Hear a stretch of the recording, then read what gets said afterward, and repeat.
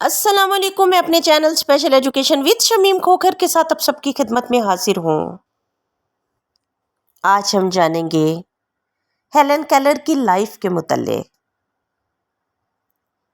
Helen Keller की life को अगर देखा जाए तो ऑन जून 27, 1880 को हेलन केलर पैदा हुई।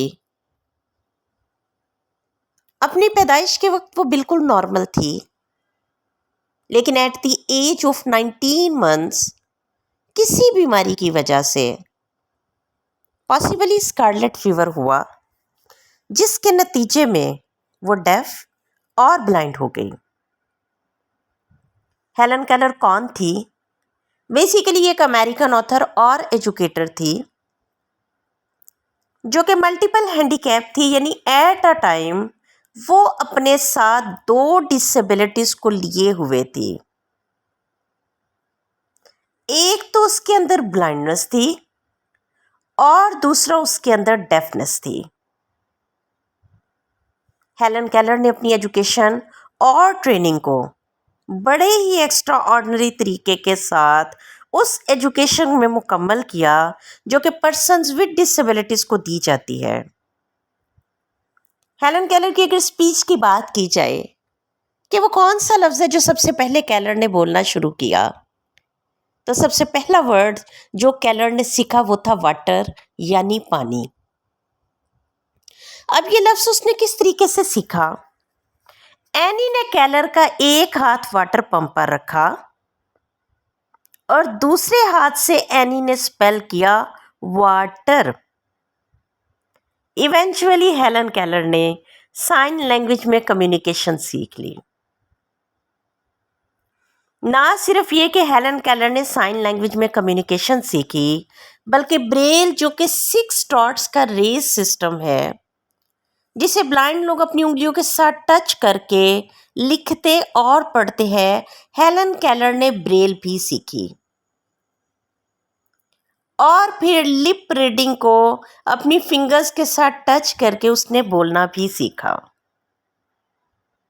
हेलन केलर की अगर लर्निंग की बात की जाए तो केलर सिर्फ 6 साल की थी जब उसकी मुलाकात एनी सुलेवान, जो कि एक ब्लाइंड की टीचर थी, उससे हुई। एनी ने केलर को कम्युनिकेशन सीखने में बहुत ज़्यादा मदद की। वो उसकी हथेली के ऊपर हैंड सिग्नल्स प्रेस करके उसको इंटरप्रिटेशन सिखाती थी। केलर ने ब्रेल जो है वो लिखना पढ़ना सीखी और उसने लिप रीडिंग सीखी, यानी जब लोग बोलते थे तो अपनी फिंगर्स के साथ वो उनके लिप को टच करके उनकी रीडिंग को फॉलो करती थी और यहाँ से उसने बोलना सीखा। हेलन जो इस मकसद के लिए टाइपराइटर यूज़ करती थी, जो कि एक मशीन है जो ब्लाइंड पर्सन्स यूज़ करते हैं बड़े बड़े जुमलों को जब उन्होंने कॉन्ट्रैक्शंस यानी मुख्तलिफ फॉर्म में, मुख्तसर फॉर्म में जब वो लिखना होता है, इवन जो है वो बोला भी जाता है इससे वर्बली। अब हेलन केलर की अगर शादी की बात की जाए तो हेलन ने कतन शादी नहीं की थी। हाँ, केलर थोड़ा बहुत इंगेज ज़रूर थी और लोगों में बहुत पसंद की जाती थी। हेलन केलर की टीचर एनी सुलेवान, जो कि उसकी लाइफ टाइम के कंपेनियन थे, उसने ज़रूर शादी की और केलर एनी और उसके हस्बैंड जॉन मैके के साथ रहती थी। केलर की स्टोरी का अगर मुख्तसरन बयान करें तो in 1904 at the age of 24 Keller पहली मल्टीपल हैंडीकैप यानी डेफ और ब्लाइंड पर्सन थी जिसने बैचलर ऑफ आर्ट्स की डिग्री जो है बड़ी कामयाबी से हासिल की। केलर ने जो है वो स्पीच भी सीखी, बोलना सीखा, और ना सिर्फ ये कि उसने बोलना सीखा बल्कि केलर ने अपनी लाइफ के ऊपर डिफरेंट अपनी लाइफ के एस्पेक्ट्स पर उसने लेक्चर्स और स्पीचेस भी डिलीवर की गए। केलर ने ना सिर्फ ये कि खुद बोलना सीखा बल्कि दूसरे लोगों की स्पीचेस को भी सुना, उनके लिप्स को अपनी उंगलियों के ज़रिए टच करके। हेलन केलर की एक बड़ी ख्वाहिश थी कि मुझे सिर्फ 3 दिन साइट के साथ मिल जाए। तो मैं दुनिया देखूंगी। उसने ये 3 दिन डिफरेंट तरीके से प्लान किए कि इन 3 दिनों में वो दुनिया में क्या क्या देखना चाहती है।